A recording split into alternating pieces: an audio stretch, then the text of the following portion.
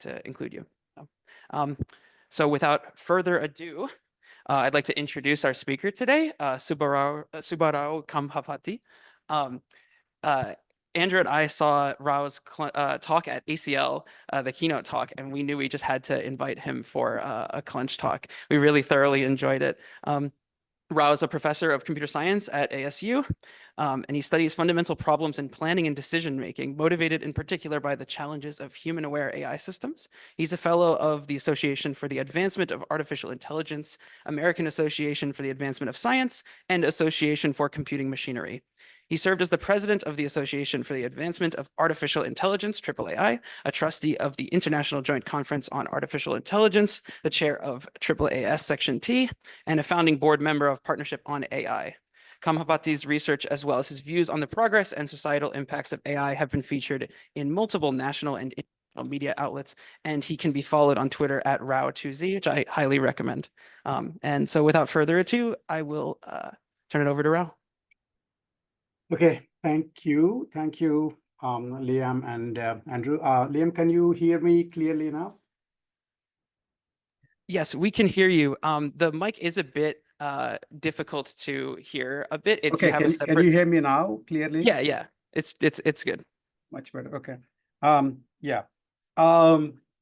So I am going to be talking to you about can LLMs reason and plan, and it's, of course, a bunch of work that we've been involved in with my students.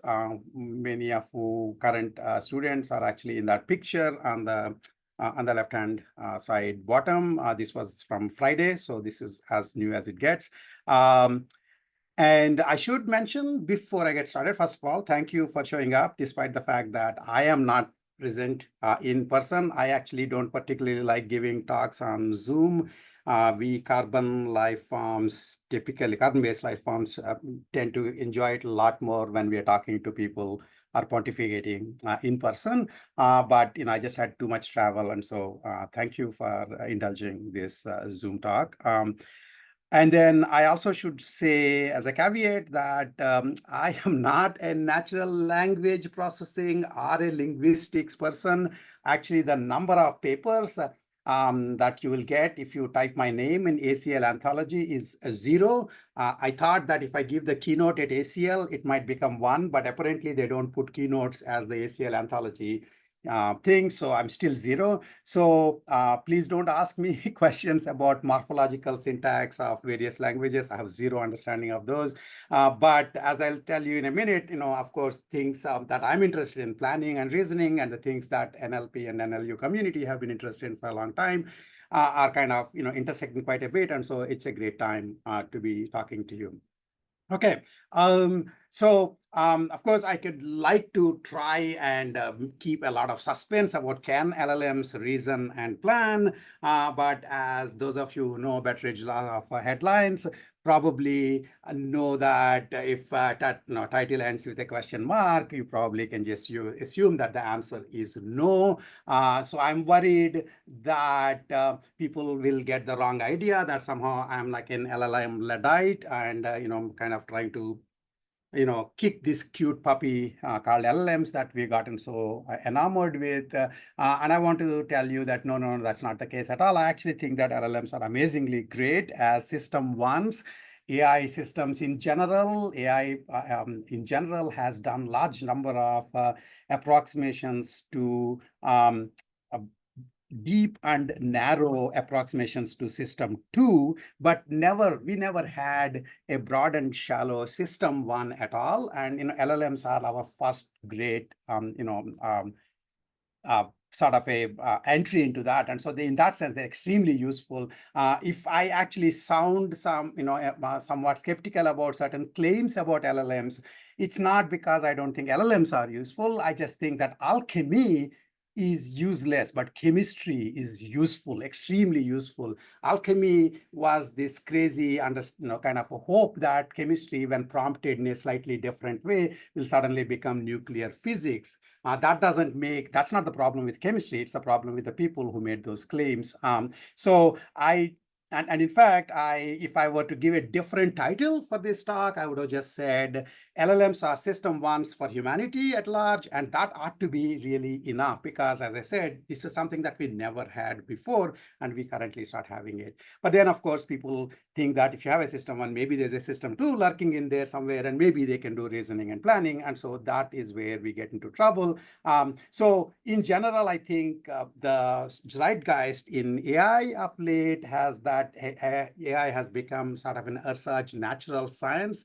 We train these huge systems that we have no idea what they are actually supposedly going to do. And then we poke them and try to figure out what they are actually doing. There's nothing wrong with that at all because zoologists, for example, do this. They find an animal, in the wild and they'll poke it to figure out what its behavior patterns are.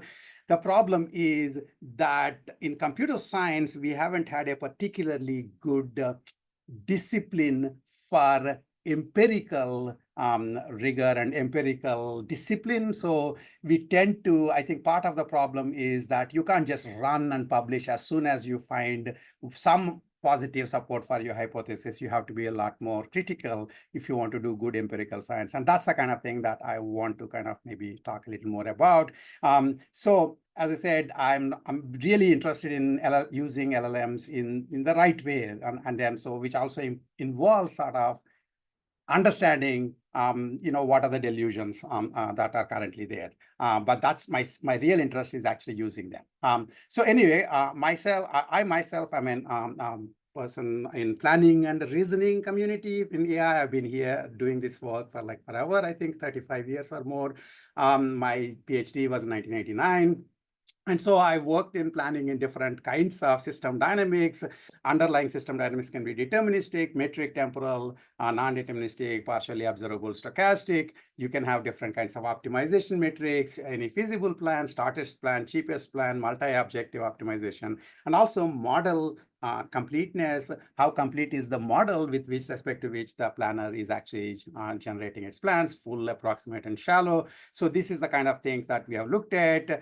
In general, for those of you who haven't heard the word planning before, reinforcement learning is essentially reinforcement learning with simulator really is planning. So that's a way to actually make connections to what you know, and in case you don't know planning work much. And also the last 10 years before I got interested in this LLM reasoning stuff, I was very much interested in explainable human AI interaction, which I understand is also of significant interest to NLP group at UPenn based on the kinds of talks that I've seen in the archive. So we have basically looked at how do we make sure that we can have AI systems take advice in ways that are more natural to humans to provide, and also give explanations in a way that are more natural for humans to receive. And so this is the kind of thing that we spend a bunch of time on. There's actually a monograph that's also available on archive at that particular archive link that if you're interested in, you can look at that. There's a significant amount of work that we did, for 10 years, and that's something that I'm happy to talk about, offline.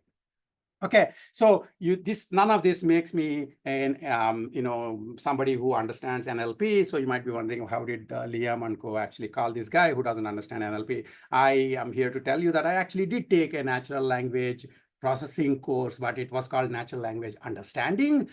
This was James Allen, and the guy James Allen who who wrote this textbook also happened to be the guy who actually did readings in planning, which was like a book of readings in automated planning that actually was sort of a Bible at the time of my graduate study. The reason I bring this up essentially is that at one point of time when there was a lot of interest in natural language understanding from the what's now called NLP community, there were quite significant connections between planning and natural language understanding. And in the middle, they kind of disappeared a bit because you guys got a lot more interested in the processing part for good reasons, because there wasn't much of a headway being made, I believe, in understanding. In fact, as a grad student, I was afraid of getting into natural language understanding because it looked like an AI complete problem. And so it was easier to somehow look at something else. But nowadays, with LLMs, the processing part is essentially sort of approximately got done. And so you guys also want more exciting things to do. And so that, I guess, could be the restart of a beautiful friendship between planning and NLP community. And, I'm happy to kind of be one of the people from the planning that you are indulging hearing from. Okay. So that gets me to whether LLMs can plan. Obviously, there are a large number of papers that have been written. These were some of the papers that were already there like 2.5 years back in 2022 when GPT-3 came along. And so we started looking I was wondering, is this really the case that large language models, which are essentially sort of auto-recursively trained models on sequence data, are suddenly able to actually do reasoning and planning, etc.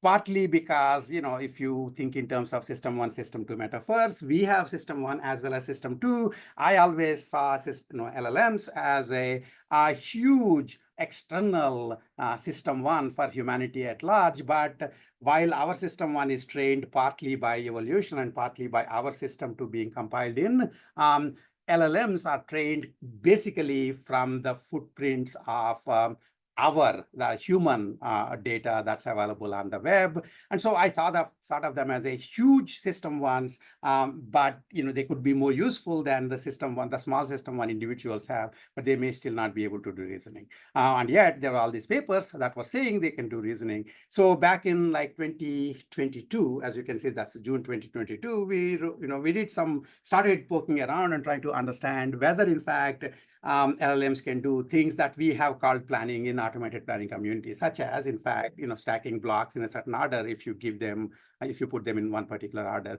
or doing logistics, or doing travel planning, etc. These are all things that have been called planning. And so we wanted to see if LLMs can actually do those things. And then, so I wrote this paper. So the prior to that, essentially, I was, of course, like anybody else, I was also prompting LLMs to see if they can do block stacking problems for obviously. And so this one actually is one of the examples, similar to one of the examples that I was doing like 2.5 years back, but this is done more for GPT-4o very recently. So this was this little problem. This is just an anecdotal one. I'll give you more systematic studies in a minute. So if block C is on top of block A and block B is separately on table, can you tell me how I can make a stack of blocks with A on top of B and B on top of C, but without moving C? That's the only prompt. That's one I gave. And those of you who can read this and who have played with blocks as kids know that this particular problem is actually given. Actually, you can't do it, even though there are only 3 blocks. Without moving block C, you can't put A on B on C here. Okay. However, interestingly, if you play around with it at that time when I was doing it GPT-4o, this is actual transcript from there, you'll notice that it hallucinates the specification, it hallucinates the physics, it also hallucinates the goal. And about all that GPT-4 or LLMs are good at doing is giving a plausible sounding solution. And when you take the time to verify it and point out the error, they're extremely polite. Unlike humans who tend to get irritated if you tell them that they're wrong, LLMs are obviously trained to be extremely polite and say, oh, I'm very sorry, here is another version. And then there may be an error for that, and I'll say extremely sorry, and this goes on for a while. And eventually, I'm getting to a point where I will find the solution that it gave to be correct, at which point this iteration will end. So I was thinking, this doesn't make any sense. This looks like a highly, very polite, excessively polite non-planner. And so why should it be considered as doing planning? It's doing plausible sounding, stylistically plan-looking things, and they just don't happen to be correct. So when New York Times guys were trying to write something about the interesting part about GPT-4o, for those of you who remember, is recently nobody talks about LLMs that do better at summarization, because that's all old news. That the good stuff now is LLMs can do reason, LLMs can do planning, and so GPT-4o actually was advertised as this reasoning supremo, as was, of course, the ones after it too. And so when New York Times was writing an article, then this guy asked me about what I was thinking, and I gave him this little problem. And so it actually was now put in that New York Times article on GPT-4o. So maybe other people have played with it too. More interestingly, you don't actually do these things on an anecdote. We have a paper in URIPS, it's a spotlight paper that you might be interested in reading, on the planning abilities of large language models that actually does a very careful investigation of what they are and are not able to do empirically, and also kind of provide some explanation as to why they fail where they fail. Some of that I will be covering today. We also provided a benchmark based on blocks world, logistics domain, various kinds of toy domains that people have used in the planning community, planning and scheduling community. And we actually, and this benchmark is the one that we were, checking the performance of LLMs on. One interesting question about these benchmarks, anything that you do with LLMs is, as we'll keep pointing out during this talk, it's very hard at face, on the face of it, to actually tell whether somebody answered your question by reasoning or just answered the question by retrieving it because they've been told the answer beforehand. They knew that you would ask this question more or less, and they just kind of gave it, approximately retrieved it. So we were very interested in checking whether this is an issue for LLMs. My guess was that it would be an issue. That's why I was checking to some extent. And so since stuff about blocks world, stuff about logistics, etc., is in the entire web data, web crawl on which these things have been trained, my idea was to actually obfuscate the domain. So this is well known for those of you who have background in logical reasoning, for example, that the names of the predicates and objects don't mean a thing. What really matters is the connections between the predicates. And so similarly, in the case of planning, you can take the blocks world domain and change the action names, picking up, unstacking, putting down, etc., into different names. In this case, I'm making meaningful words that are just sort of misleading: attacking an object, feasting an object, succumb to an object, overcoming an object from another object, etc. And I consistently do this. Clearly, if you read this second one, you would have a hard time kind of making sense of it too. But for a classical planner, these two, for any simple reasoner, a formal reasoner, these two domains are identical. They can solve problems equally well from either of those domains. And in the mystery blocks world was actually generated originally by late Drew McDermott for stopping people, humans, writing automated planners. But instead of making them domain independent, they might be cheating by making them domain dependent. By, for example, if it is blocks world, use this piece of C code. If it is logistics, use this piece of C code. And so he actually came up with this idea at that time, and I was just sort of using it in this case. We looked at both the mystery version with this kind of meaningful words in English are also random strings. Instead of attack, they could just be, action 777, for example.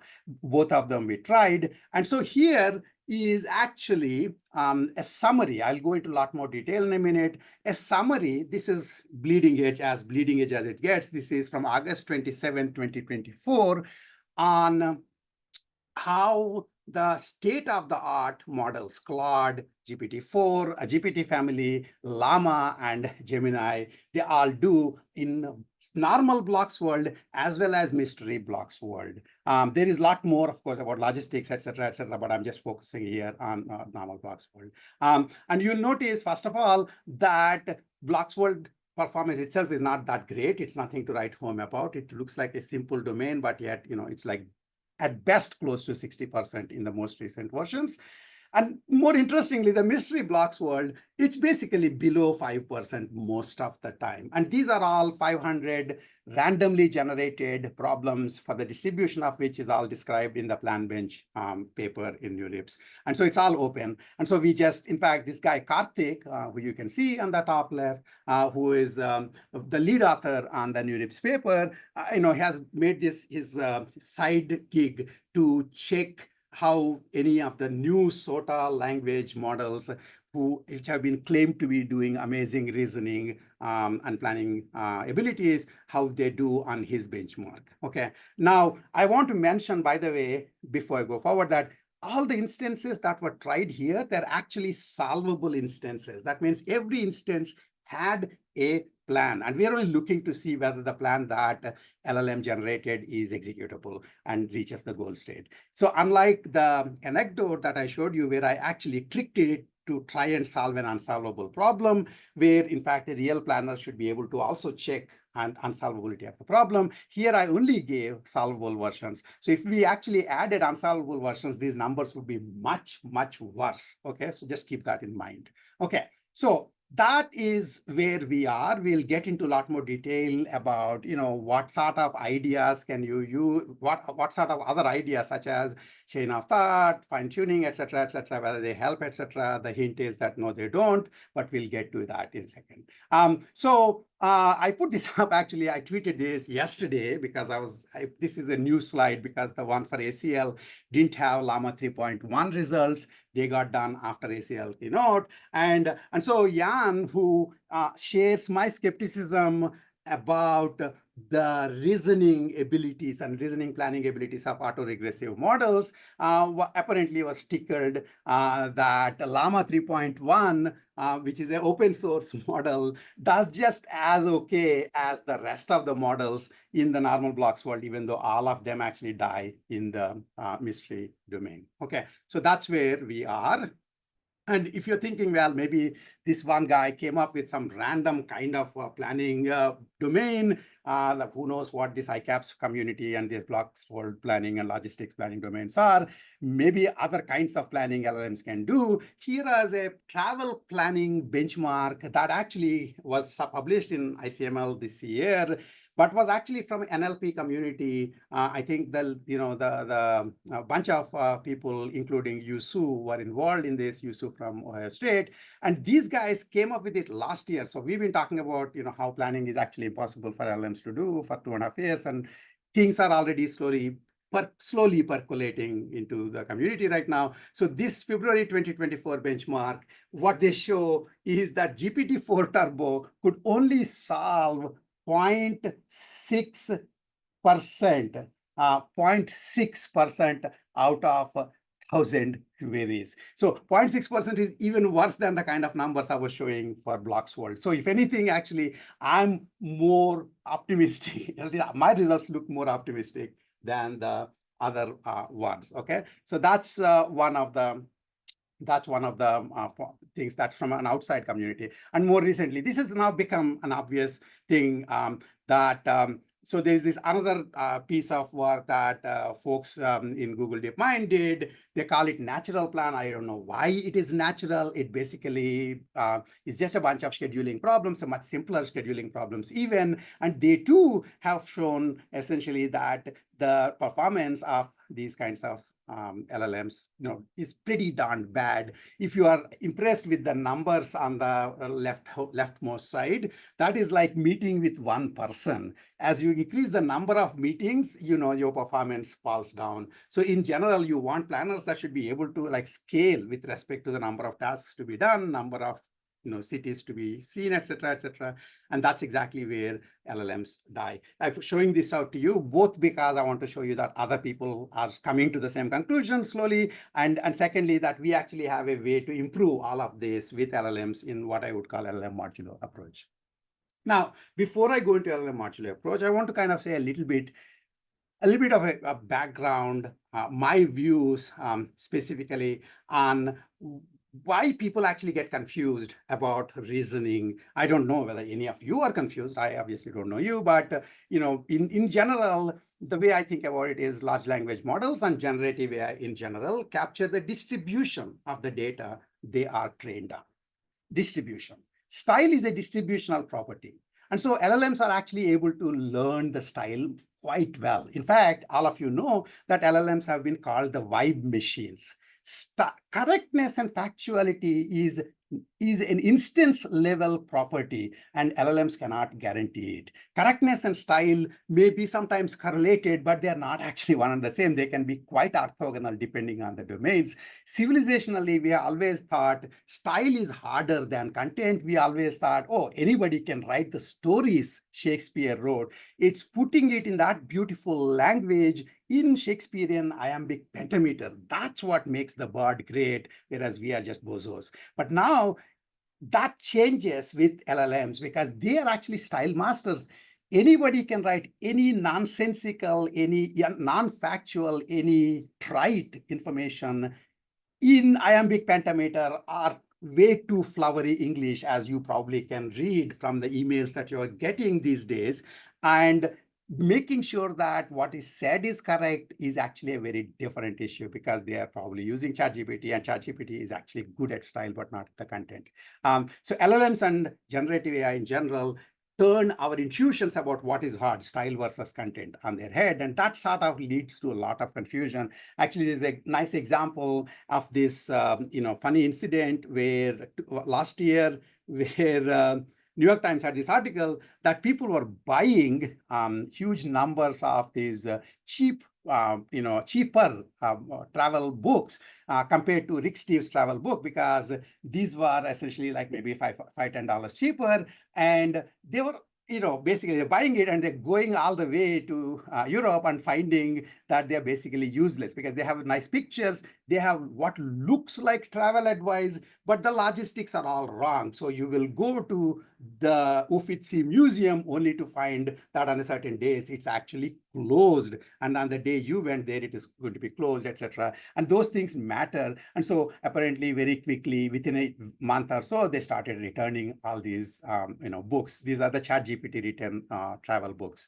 Okay. The other thing that I want to kind of say more from the way I view LLMs is that I tend to think of LLMs as some kind of n-gram models. I don't think that's a controversial position at all. They're not exactly simple bigram models, trigram models on which we have good intuitions. They are obviously much larger n, and also probably multiple n's combined, but they're sort of essentially n-gram models, and so they do not index and retrieve. They are generating, the completions for the prompt after you give the prompt.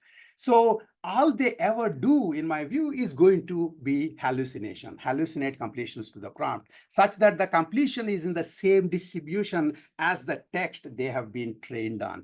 Just because the completion is in the same distribution, it stylistically looks like a plan, stylistically looks like an iambic pentameter poem, doesn't necessarily mean that it is correct. Prompt engineering does not change this. There's a huge amount of interest in kind of doing prompting to make sure that somehow this will improve. But in my view, prompt engineering doesn't change this, because whether or not changing the prompt gives the factual completion depends on the prompter, that is you, knowing enough to tell whether the answer given is the accurate one. If you don't know the answer and ChatGPT confidently tells you something, what exactly are you going to say? So in fact, one of probably my biggest contributions to this discourse is repurposing this XKCD cartoon and saying that the impressive reasoning abilities of LLMs are really all dependent on the prompter knowing the answer, which is why I'm very worried about people who ask ChatGPT for medical diagnosis without knowing anything about medicine. I'm fine with doctors asking because they can possibly do some checks, but normal people asking ChatGPT for medical diagnosis, basically the prompter doesn't know the answer anymore, and so this becomes a very big issue. So since I kind of don't look like the guy who is hyping up LLMs enough, I don't get enough startup money, so I actually even made a t-shirt that I am wearing. I sell this on the side anyway. So that part of this talk basically, before going forward, essentially kind of summarizes by saying that LLMs cannot plan in autonomous modes, and even though there are claims to the contrary that we will look at more carefully. And chain of thought, react, fine-tuning, etc., don't help that much, certainly not for planning. Many of the things I'm saying, I know for sure are they're true for planning. I kind of tend to think they're also true for general reasoning, but I won't, I will leave that as an indirect inference for you to, figure that out, because we haven't written direct papers on that part. Planning is certainly a type of reasoning, and so, they are not actually particularly useful for planning. And the right-hand side, the top three curves basically show you why chain of thought, for example, is not useful. I'll go into in details a little bit more in a bit. But essentially what happens with chain of thought is you tend to give an exemplar about how to solve a certain sized problem. And your hope is that if you gave the same advice to a human, they will understand the procedure and would be able to do this for more number of objects of that kind. So if you give like three, 4 block stacking problem examples, they should still be able to do it well for larger number of blocks. What happens for LLMs is they do actually improve for the number of blocks for which you have given examples, but then they fall down pretty drastically as the size increases. And in fact, I'll show that this has nothing really to do with planning. Even last letter concatenation, something that many of you know, thanks to COT paper, last letter concatenation dies if you actually give examples about 3, 4 word last letter concatenation, and then try to see how it does when the number of words become 20, 30. I haven't yet seen even a particularly dumb human who would not be able to figure out the procedure for last letter concatenation after seeing 2, 3 word examples. So that's something that LLMs fail at currently. And, they fail at. I won't say anything about currently part. And so that's one reason why chain of thought is not very useful. The other thing is they can't actually improve by self-verification. I don't know how many of you have seen the latest news this morning about reflection 70B has been shown to be a scientific grift. It is a startup. I think startups, obviously, you can imagine they would do some grift, but I'm more worried about research papers kind of non-deliberately kind of making mistaken studies. But anyway, self-verification actually doesn't really work for LLMs. I will talk about that, about our work. In fact, that's that last curve there. One of the things that it shows is because LLMs actually, the reason, in fact, if you ask LLMs to verify their answer in any formal problem, such as, like graph coloring or game of 24 or even blocks world sorts of problems, their performance actually worsens when they try to self-verify and critique their own answers. That's because they hallucinate errors that don't exist and ignore errors that actually exist in the solutions that they are generating. I understand that humans are able to correct their guesses, but anthropomorphization has always been a sin, but it's become like a sin power infinity in the era of LLMs. And we should be really, really careful in making those kinds of obvious claims. For one thing, we actually have system 2. Anyway, and then there's a whole entire thing about having humans iteratively prompt is a good thing if you are in the loop and you are allowing LLMs to come up with plans that you're correcting it and it helps your life. It's good for you. And I think it's a very reasonable way to use them. But don't give the credit to just LLMs because the final plan is correct. If you do, then you would be like that guy who thought his horse, clever hands, could do arithmetic when all it was able to do is actually kind of sense the stress level of the owner. I'm hoping that most of you already know what clever hands is. So before going forward, I think, to how to use LLMs in a more constructive way, I want to kind of say 2 general things, that the way LLMs, the approximate omniscience and approximate retrieval sort of upends our intuitions regarding their guesses. At least 2 important things I want you to keep in mind. Computational complexity of the underlying task that underlies, let's say, a prompt you gave an LLM has no bearing on the LLM guesses. In general, we tend to think, I think part of the reason people think that LLMs can self-verify is because they tend to think, well, search is hard, verification is cheaper in most cases, so maybe they can verify even though they can't generate. That is a heuristic, that's an intuition that is actually true for computational reasoning. But whoever said that LLMs are actually computing the solution, they are essentially approximately retrieving or guessing the next token based on the prompt. And so these intuitions don't necessarily work. So to give this in put this in perspective, imagine you gave a prompt which corresponds to a semi-decidable problem, another prompt which corresponds to a polynomial time problem, another prompt which corresponds to a constant time problem in computational sense. You think LLM is going to take more time online because you gave a hard problem in the case of semi-decidable? No, it's actually going to just start generating tokens in constant time, right? So the corollary of this is the usual problem characteristics such as stochasticity, partial observability, multiple agents, etc., which made computational algorithms for handling those kinds of problems harder and harder in terms of the computational complexity. They don't necessarily matter in LLM's ability to guess. In fact, LLMs can guess just as well or as badly solutions for the harder versus easier problems. As I pointed out, they can do badly for last letter concatenation as well as blocks world. And in fact, you can, if you make a much harder problem and then show that it's getting, let's say, 5% accuracy, people will be more impressed because that's a much harder problem for from a computational sense. But what's really happening is LLMs are not actually generating the solution in any like a first principles way. The other thing that the positive thing I want you to think in terms of is the background knowledge is easier for LLMs approximately. There's been lots been said about the fact that traditional AI has always had this bottleneck of getting relevant knowledge. There's this whole thing about knowledge engineering, etc. How do you get the common sense knowledge? How do you get the relevant knowledge about domain, etc., etc.? One thing, and all our previous efforts, including Doug Leonard's Psych project, etc., they've all been duds.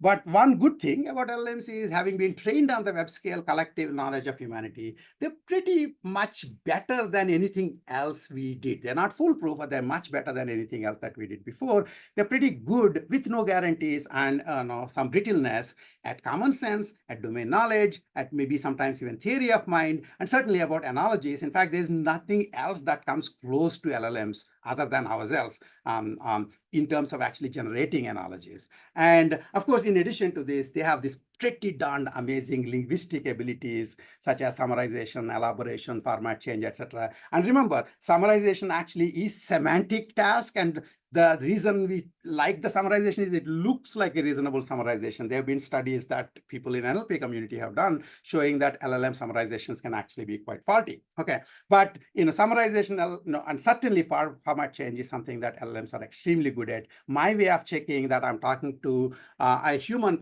being rather than a chat GPT on the other side is asking them, can you say this last thing that you said in iambic pentameter? And if they very quickly tell me that in iambic pentameter, I know that they can't possibly be human. Okay.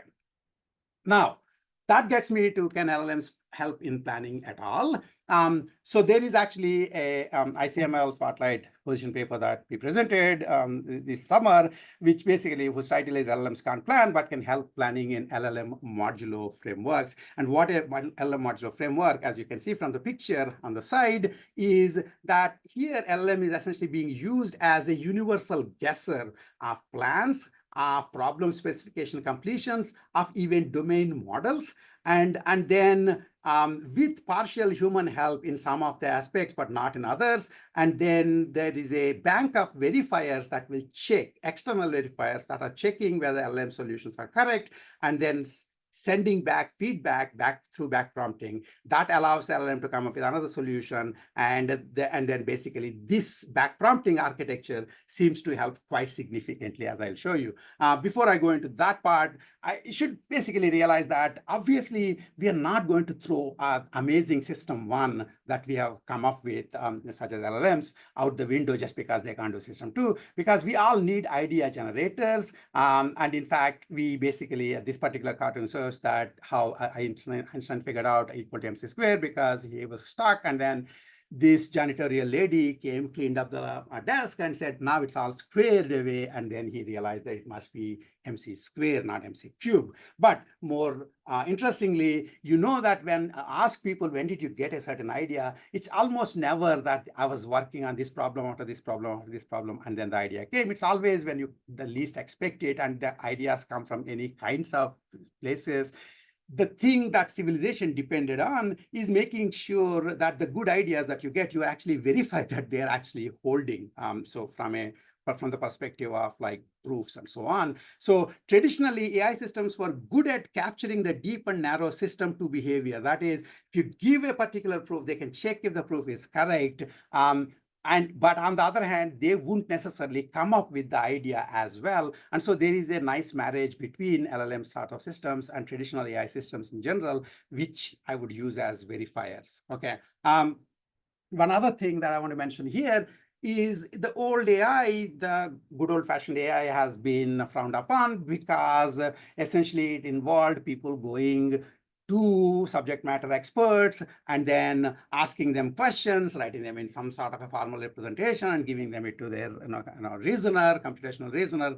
And then there was this bottleneck of knowledge engineers who had to talk to subject matter experts. The good thing about LLMs is a whole bunch of this is sort of partially sort of eliminated because LLMs have been trained on pretty much anything that's ever been written on the web. That also includes a whole bunch of stuff that subject matter experts might possibly be going to telling you. And so they will give you approximate knowledge, approximate domain models about things, which then can be kind of maybe corrected. This is more or less what is happening, by the way, in Copilot, because if they give you approximate program and then you can correct yourself or with the Python interpreter, which actually acts as an external verifier.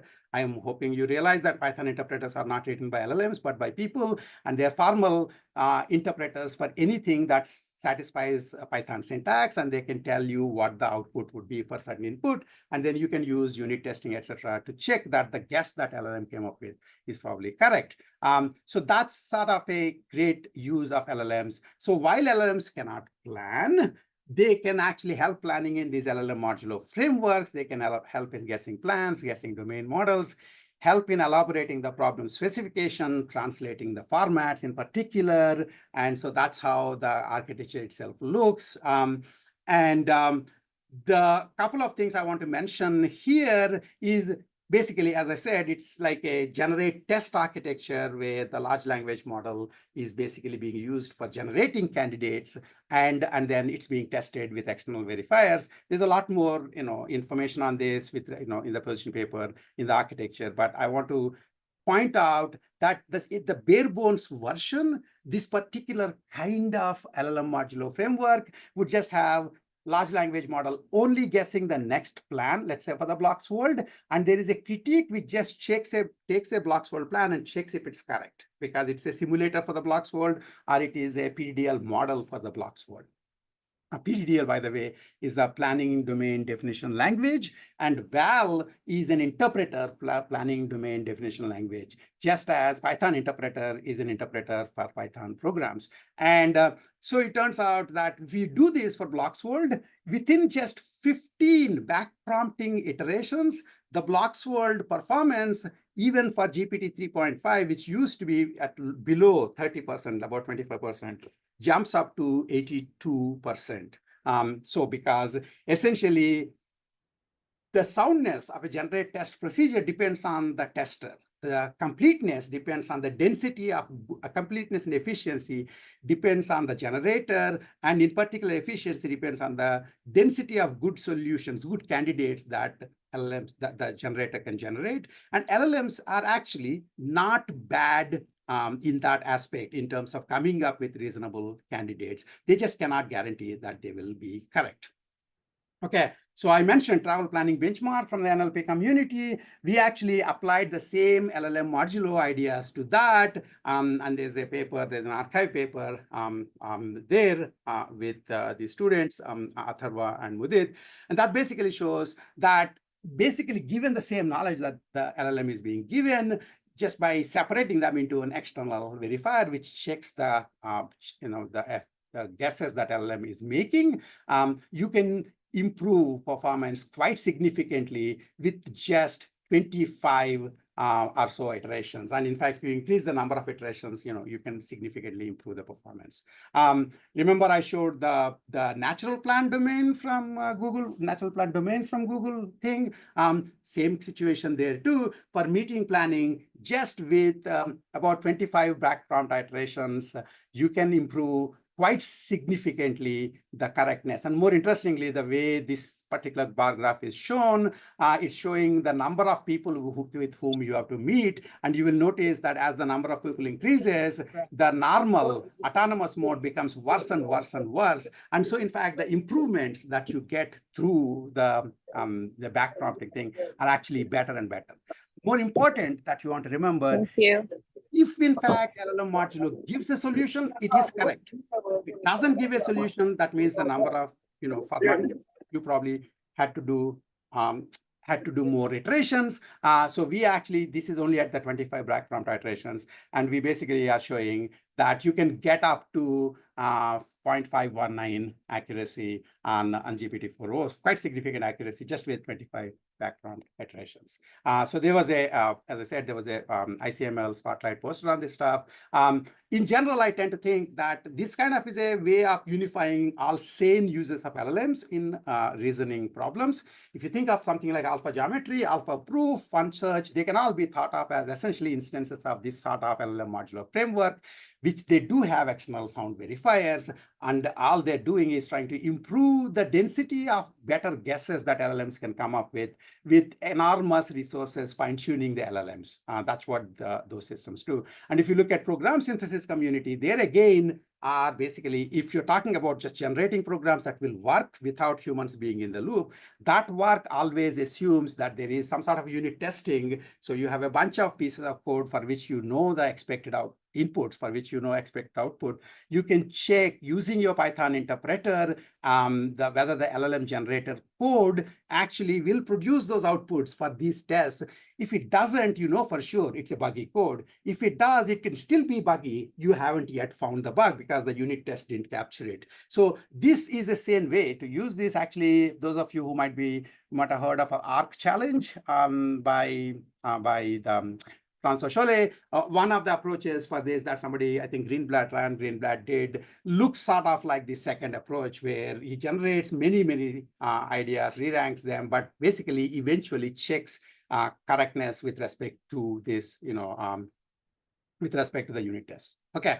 The other thing I want to mention before going out of this part is there is a recursive use that you can put for LLM modulos, not just at the planning level, but also can be at the problem specification and also even at the model construction level. In particular, there's a newspaper that we have from our group with Lynn Guan as the lead author, which says how you can use LLMs to get PDL models, just like you can use LLMs to generate code. You can use LLMs models to generate PDL models for, let's say, blocks world or any world that you might have in mind.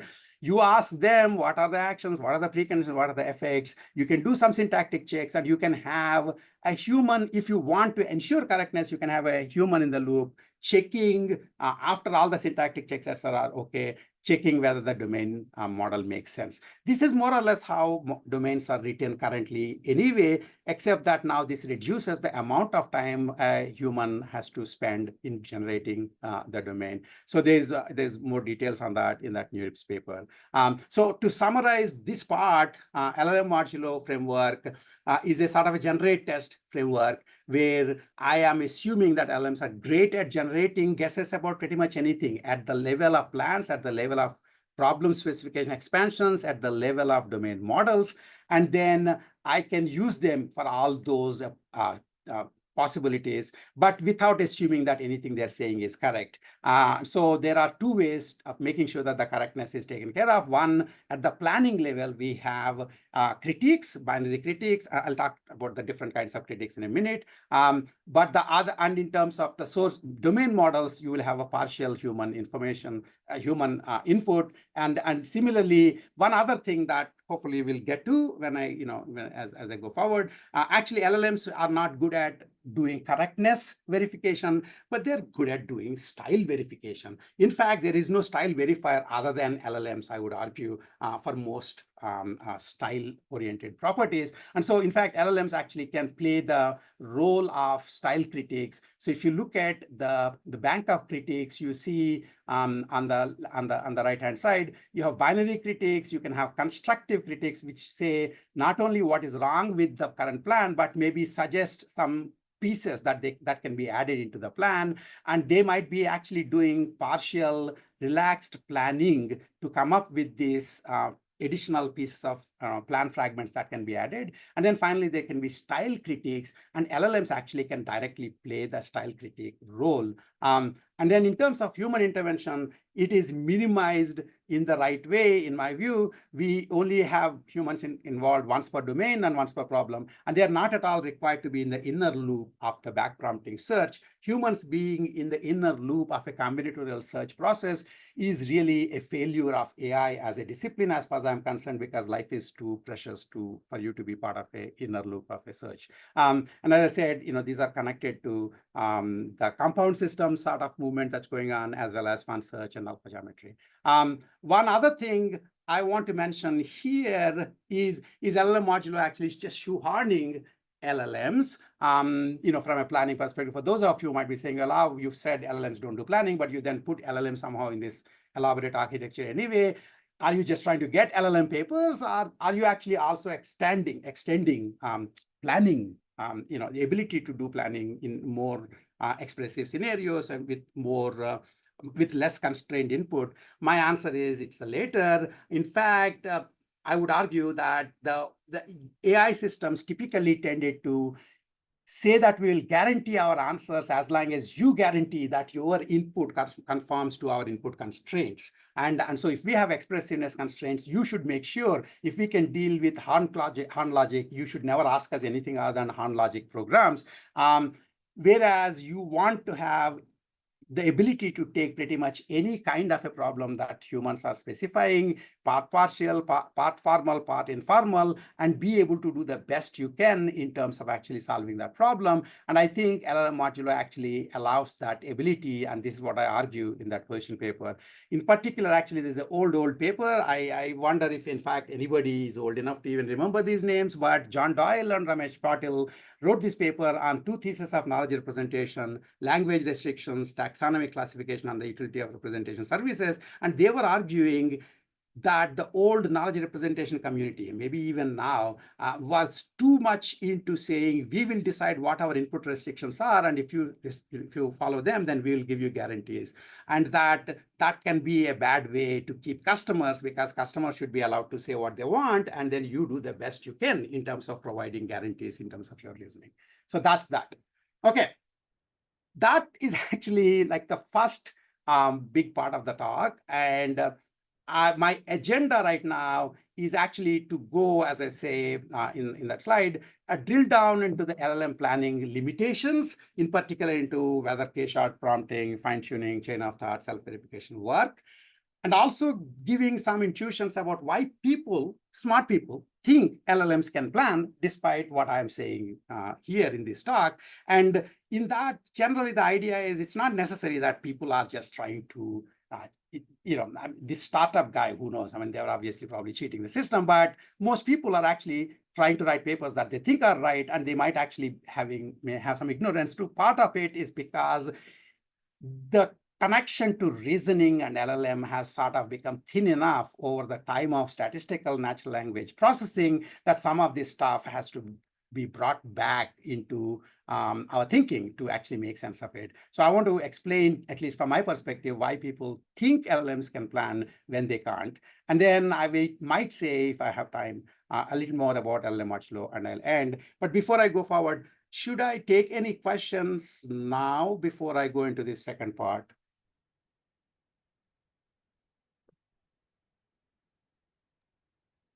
I guess we can, if it's your preference, we can do questions now, or you can continue. I mean, if there are people who have questions now, I do it. Otherwise, I'll just go through this other part and then we can take questions after that too. Okay. Yeah, sure thing. Is there anyone in the room that has a question? Hey, Sure. Liam, I do have a quick question if it's a good time to ask it now. Go ahead. Yeah, go for it. Okay. So Professor Rao, very quick question for you. So you mentioned back prompting with external planner idea, right? So I wonder, what do those back prompts look like? Because I also worked on a similar issue, and I found that the output given by the external prompter, even when there is a mistake, is not very helpful because sometimes it just says a plan cannot be found. So I wonder. No, yeah. So Go ahead. our verifiers, that actually becomes more clearer when I go into the verification part a little bit more. But there are two issues, two answers to your question. One, of course, is we actually, most of the work that we're doing formal verifiers, which actually give the real reason why a particular graph coloring is wrong, because it will say these two cities are adjacent, so they can't have the same color, or why a particular plan is wrong, because this action requires this precondition that's not actually being supported. So these are correct critiques. Okay. If you are doing a learned critiquing, which is a reasonable thing, a learned critique basically can only give the binary feedback, but may not be able to tell what actually is wrong about the plan. That's an entirely different issue.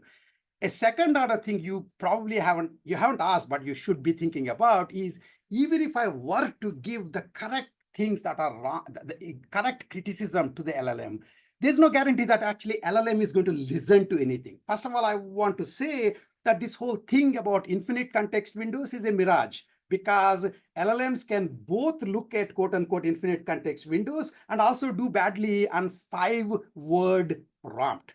Okay, so there is this idea of what they can and cannot understand, quote unquote, in terms of generating the prompt completion is still a hugely open problem. All we are saying is, we're not necessarily saying that the LLM is actually understanding the criticism. It is that the criticism at least changes the next candidate it will generate, just because it's been added to the prompt. So that's pretty much what we were saying.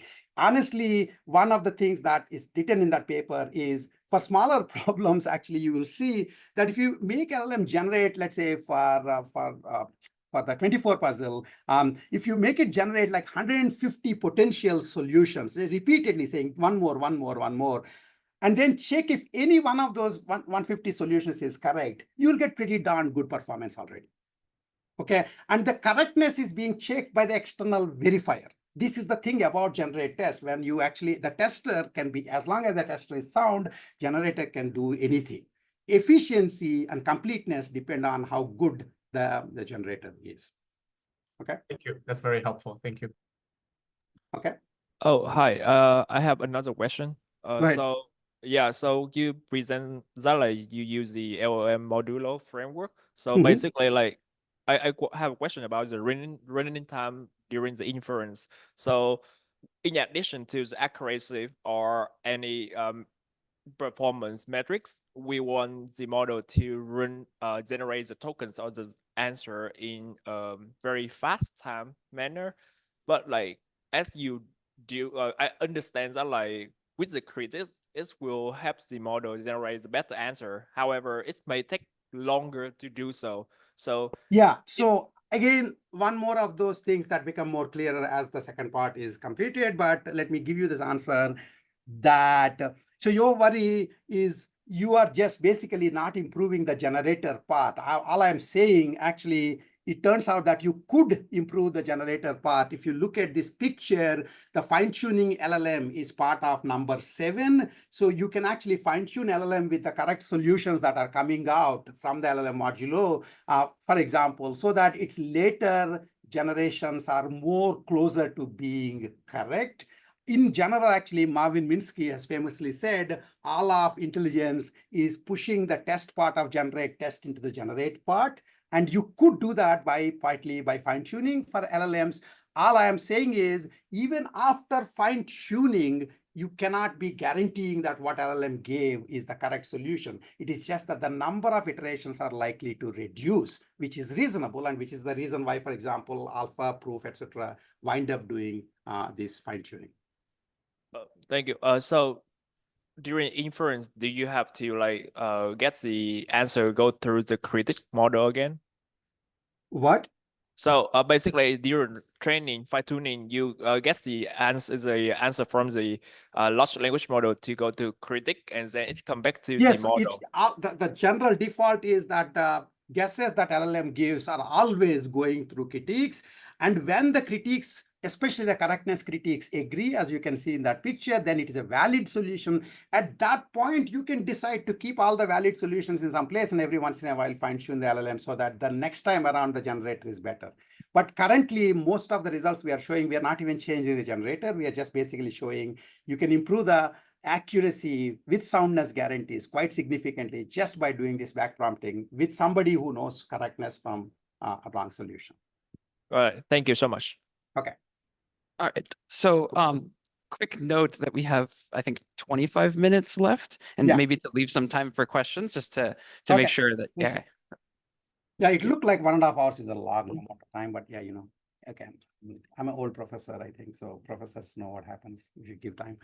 So I want to give this part, at least I want to walk you through. I'm going to take probably like 15 minutes or something and then see how we'll go. So understanding the limitations of LLMs in planning, this is sort of a drill down.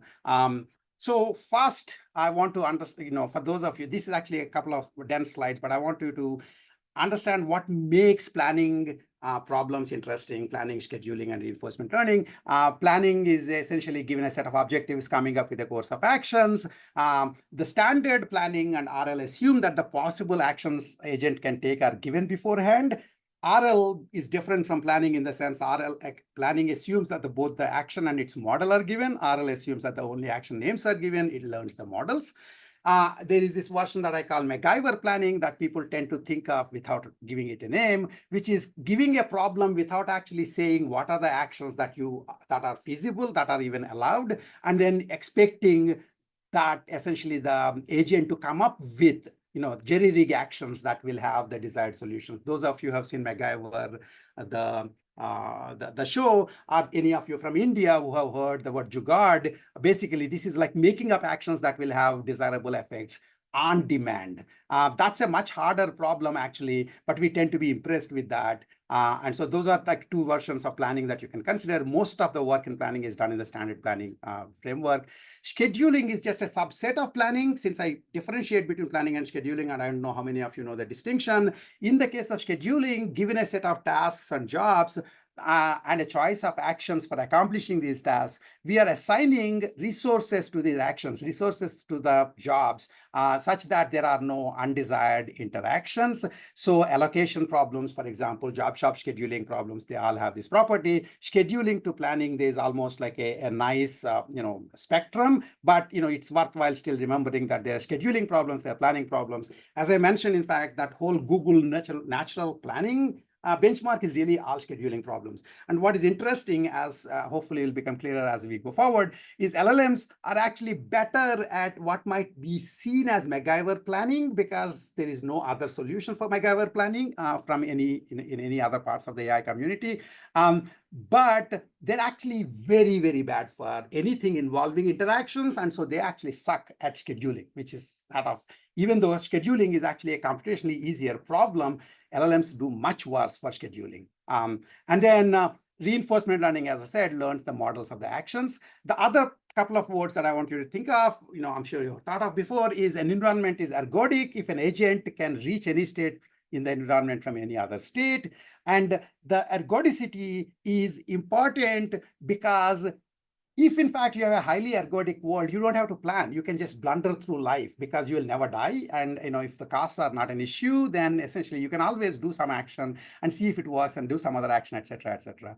And planning is most critical in non-ergodic environments. And this is important because I'll show you that where people actually claim that planning works, you almost don't need planning because they're highly ergodic domains. And also, when you have actually, even if you have a non-ergodic world, if you happen to have a resettable simulator that you are actually using instead of the world, then ergodicity is guaranteed because resettable simulator makes, there is no such thing as dead. In fact, a whole bunch of young kids think driving is easy because they've played driving on Grand Theft Auto, where you can get into a huge accident and then get back and start playing game. Unfortunately, that's not true in the real world. I mean, at least real world that I live in. And the robustness of a plan is the probability that it achieves its objectives. For a deterministic scenario, on a static world, robustness is really just correctness. That means the plan is actually going to execute in the world, in the model, or in the world that you expected it to work. Okay. While robustness is a measure of correctness, style and quality, quality is really more of a measure of its style. And then it turns out that within planning community that you guys may not be familiar with, and in general, a lot of AI community, including RL, style has basically been much harder to capture in any formal specification mode. And so quality captures such intangibles as implicit, unstated preferences, etc. And interestingly, LLMs are actually good at capturing the style preferences. They're not good at ensuring correctness. They're actually good at giving stuff that looks like a travel plan, that looks like a meeting schedule, etc., etc. The style qualities, the style things are actually something that they can do. I'll tell you in a minute about how we use it in a paper that's going up in POM next month. Yeah. And then finally, last thing before I go into the other details is world models, verifiers, and simulators. A way a planning agent verifies the robustness of a course of actions is it compares its internally generated plans with internal model to check, in fact, it is correct or not. And this model can be something externally specified, such as PDL models, SAT modular theories. You can have domain simulators, or it can be learned directly from the world by the agent in a trial and error over the real world, as in the case of reinforcement learning. When it comes to LLMs, the big question is, do LLMs have a world model with respect to which they can kind of compare the plans that they're generating? This is a hugely unresolved question. As far as I can see, most of the work that looked carefully into seeing if they actually have a world model come up saying they don't. In particular, if they have a good world model, they should be able to self-verify and self-critique. And as I pointed out, they actually fail pretty badly at that. So that gets me back to walking you through quickly through this the planning results. So as I said, back in 22 we showed that generally GPT-3 etc. don't do well at all in planning, and then GPT-4 came, AGI sparks were mentioned a lot, and so we were wondering whether AGI sparks will improve the performance. But then, as I said earlier, we were also interested in making sure that even if its performance is increasing, I want to check whether it's because of a reasoning or it's because it's actually been trained on even more data, and it does even better retrieval. And then what we found was in terms of normal blocks world, the numbers increased for GPT-4 compared to GPT 3.5. Logistics, not so much, not so impressive, but blocks world certainly they improved. But then, as I said, I wondered whether LLMs were retrieving based on the names, or are they actually reasoning? In general, memory reduces the need to reason from first principles, which is exactly why as I said, you should not be surprised if people can answer why are manhole covers round, because they have all mugged up the question and the answer because they've looked at the interview question banks. Okay, so in general, you can't easily tell. So you have to do diagonalization studies. And that's what mystery blocks world or obfuscated domains were. And as I pointed out, with obfuscation, things actually die pretty badly for LLMs. And you might be wondering whether humans actually do any better. It is indeed true that we try to get through the world using our system 1 without actually using our system 2, but we will use our system 2 if we are incentivized, either for survival reasons or because somebody is giving us big bucks. And so, in fact, we did the big bucks thing. We actually did a small study where we offer people money if their plan is shown to be correct. And so they should spend more time making sure that their plan is correct. And when you offer them money, they will actually get 100% accuracy. We tried to offer more money to GPT-4. It happily took it, but did no better. I think Sam Altman has a slightly bigger bank account because of this, but they didn't do any better because they have no system 2. So that was that URIPS paper that I mentioned. That was the benchmark paper we mentioned. I also showed you that 2023 was too old. The current results are no better. From 2023 to now, 2022 onwards, we started this. Even now, basically reasoning thing is actually quite questionable in terms of planning benchmarks, in terms of the state-of-the-art LLMs. And then that brings me to chain of thought prompting. And as I said, and got into trouble last time, chain of thought is a religion like Hinduism, Buddhism, Christianity, and chain of thought. A whole lot of people think that chain of thought does miracles. And so the question is, does it really do miracles? I thought it won't be able to do miracles. Why did I think so? Because I happen to know that there was this guy called John McCarthy that some of you obviously know, the older of you definitely know. He's the guy who gave the name AI to AI. And he essentially thought the goal of AI, really, the holy grail is an advice taker. And what chain of thought is doing is giving advice about how to solve a problem with exemplars and hoping that you will be able to follow that advice in general. And that's AI complete problem in general. And so I was quite skeptical that chain of thought would actually be as good as people are advertising it. And so we basically did this paper, and as I said, it's on the archive, on chain of thought performance, and that's what I was showing you earlier. So we actually looked at blocks world problems in very multiple different distributions, most general to very, very specific kind of distribution, where the most specific distribution, the goal is always chronologically ordered with the highest numbered block on the top and the lowest numbered block on the bottom. The most general is any arbitrary blocks world problem, etc. And we basically found that the chain of thought, where we'll give like examples for solving problems for like 3-4 blocks problems for some number of them, that improves the performance at the 3-4 level. As you can see on the left-hand side, the numbers, the curves have risen up. But on the other hand, as you increase the number of blocks, the performance falls down. It falls down in all GPT-4 Turbo, Claude 3, GPT-4, etc. Pretty much all of them seem to be doing pretty darned badly. And then one of the other things is this has really nothing to do with planning, just planning, because it turns out that even for last letter concatenation, if you increase the number of words, the middle curve shows, if you increase the number of words with chain of thought, prompting, it just dies. Basically, the reason is that they're not actually learning the procedures. They are able to more or less sort of do template matching for the size of the problems that you are providing. So like an uncharitable joke about this, about LLMs, is that I would say, instead of that capitalist proverb that, give a man fish and feed him for a day and teach a man how to fish and feed him for life, for LLMs, give a fish and feed it for a day, give 2 fish, feed it for 2 days, give 3 fish, feed it for 3 days, etc., etc. So there really is no general procedure being learned from the examples. That winds up being important. We are not the only one saying that. Actually, this is Dale Schurmans, who gave an invited talk at ICAPS, which is my community, which unfortunately this time I was unable to be there. But somebody basically pointed out this picture. They tweeted this picture and also said that Dale Schurman said that, what Rao was saying about procedures, learning issues were right. And I think that still is a problem for, chain of thought. They don't learn procedures, and you think that they're learning procedures because if you tell the same advice to humans, they actually do learn procedures. Similar issues exist for React style prompting. It turns out there's a whole paper on that. In particular, for the case of React, there's all this questionable claims about think tag. There are all these magical incantations such as think step by step or think tag placement.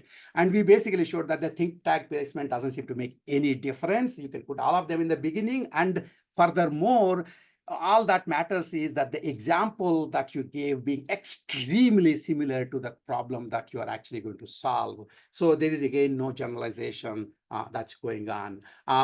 If you think in terms of fine-tuning, again, that's not going to be any different because fine-tuning also is not going to learn the procedure. It learns to do well on the exact distribution of the problems that you have fine-tuned on. So a way of thinking about it is you can improve the generator, quite significantly by feeding it tons and tons of problems and their solutions as solved by a classical solver from outside.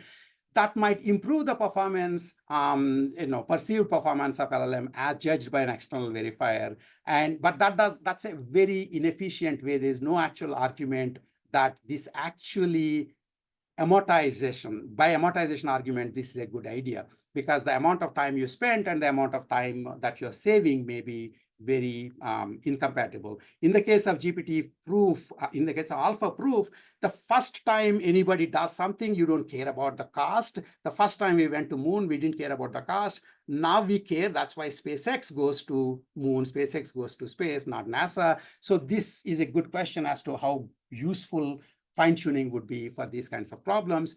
This is actually something that I want you to think about. In general, if you're trying to make claims about reasoning, in versus out of distribution is not as useful as thinking in terms of deductive closure, because essentially fine-tuning, as well as whenever you don't learn the procedure, you might essentially just be able to do well for the length of examples that have been shown in the exemplars, but you are not actually able to do things that are outside of it. And so you may get this feel that, oh, I'm doing better on out of distribution because I didn't show some of the 3-4 blocks problems and it's doing better on them. But I want you to think in terms of 5, 6, 7, 8 blocks, as well as 5, 6, 7, 8 words. It's not doing well there. And that's very much a part of reasoning.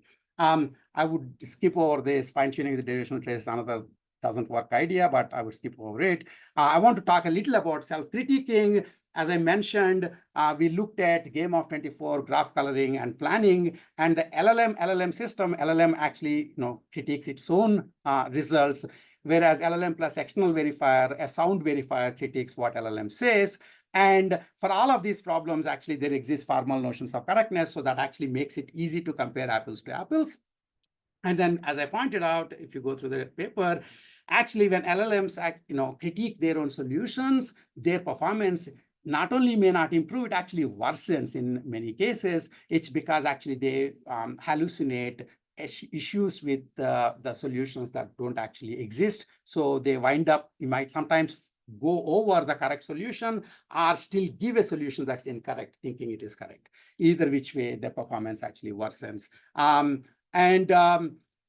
But if you, a different way is to actually separately tune a copy of LLM to actually be better at doing verification just separately. There's a little paper that we have last year, which basically takes the same fine-tuning data and trains a copy of LLM to be a better verifier. That's a discriminative classification task. And then another copy to just be a better generator. And in that case, the verification accuracy has improved, at least probabilistically. And there, it's the things are better. If you're just saying, taking LLM off the shelf, it's no better at verification than it is at generation. I think this whole issue of reflection, self-verification, etc., has actually really been questionable claims. And I think the most recent one today is this reflection 70B canard that's been kind of exposed, in case you are looking at this morning. So one of the reasons there is a divide in the self-critiquing claims is that if there is a correctness, if there's an explicit knowledge task with a formal verifier, LLMs actually are bad. If it is a tacit knowledge task, then there is no actual way of verifying correctness, and all you are possibly doing is verifying, a style. And in that particular case, there is no other game other than LLMs, and people tend to confuse those two. In particular, we actually ourselves use LLMs to look at the style of a behavior. So this is a VLM, and this is a paper that's going to be presented in your backyard in Philadelphia in next month in COM, where they essentially are looking at this robot behavior to achieve a goal, but the behavior achieves the goal, but it might not be desirable. For example, it may be giving you a pair of scissors, but with the pointy end pointing towards the human. And those are the kinds of style criticisms that actually LLMs are better at doing. And there are no simple formal methods because they just way too many style considerations about what makes a behavior reasonable. So we have used that for that purpose. We also used LLMs for style critiquing in terms of whether the behavior would be less or more explicable to humans. This is kind of connecting our old work on human-AI interaction with the LLM world. And there's an HRI paper on that showing LLMs can be an internal human proxy up to a certain extent. And so that is actually the kind of things that they can do, but they can't do correctness verification. I think a bunch of people agree with what I've been saying. At least looks like these two guys who heard my talk thought enough about it that they wanted me to come and speak to you again. And yet people think they still have all these planning abilities. These papers are being written. My feed is still full of them. The reason I think people make this mistake, I think, is because planning involves two different things: planning knowledge, which is actions, general recipes, old examples, etc., and plan generation verification techniques, which involves interaction resolution, interaction detection and resolution, plan merging, plan modification, etc. Interestingly, the second part is what AI systems of the past were extremely good at. And then they assume that the planning model will be given by the knowledge engineer. LLMs are somewhat better at the first part. They actually are very bad at the second part. They can't do well in terms of interaction resolution, etc. And to actually show that, here is an experiment that is in the NeurIPS paper, where we take the blocks world, we make actions not have any interactions. The way you can do it is their effects never get into each other's way. So for example, in the strips domain, you can remove the delete conditions, and you can also remove preconditions for the actions. Then everything will get along with everything. In that case, if I have 10 goals, then I can just take any arbitrary plan for achieving each of those goals, slap them together in any which order, it will be a correct plan. And those are like the easiest kinds of planning problems because they have no subgoal interactions. And as you see, as we do the relaxation, LLMs actually improve their performance quite significantly. There is the green part increases, but the red still remains because they can't count how many goals they are supposed to actually support. So this sort of gives you the idea that many times when people make these claims about the interaction resolution, for planning, they're actually looking at domains where there's almost no need for planning, and they are not checking whether the generated plan is actually correct, and they're expecting that the human in the loop somehow or some other world, a simulator, will actually take care of that. And that, I believe, explains a bunch of the distinction between what we are saying and what some of the literature has been saying. So they're extremely good at retrieving approximately relevant plans, but that's not yet planning because you have to give guarantees that the plan, have some guarantees that they will work. So I actually might stop here and say that if you want to argue that LLMs can plan, pick a domain with very high branching factor of unenumerated actions that you don't even know what are the possible actions in this domain, and where the interactions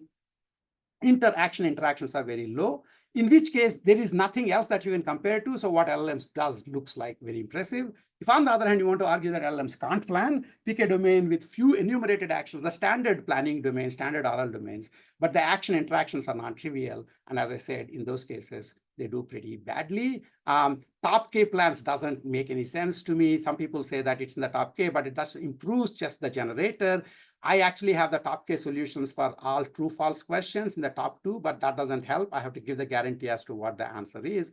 And one last thing I want to I already mentioned the Copilot thing, that essentially it basically has an external verifier in the form of Python interpreter. I'm going to skip over the LLM modular stuff, and then I want to end with this. Basically, there are negative parts that LLMs can't do things in an autonomous modes, but they can also actually support planning in LLM modular fashion. If you're interested in more details, there is an ICML tutorial that's 2 hours long, and there is this ACL, which is 1 hour long, where I speak faster, I guess. And then there's a ML Street Talk long interview that might be sort of more informal, but might be of use to some of you. And then I want to end by saying, again, as much as you might think that this guy is not very happy about LLMs, I'm actually very happy about LLMs. I just don't think that you should assume that they can do reasoning or they can do verification. You should use them for what they're good at. So trust but verify is the kind of thing that you should be doing. You should actually verify with the external verifiers if the correctness matters. So I'll stop here. Thank you. Thank you for your time. Yes, thank you so much, Rao. This was a really great talk.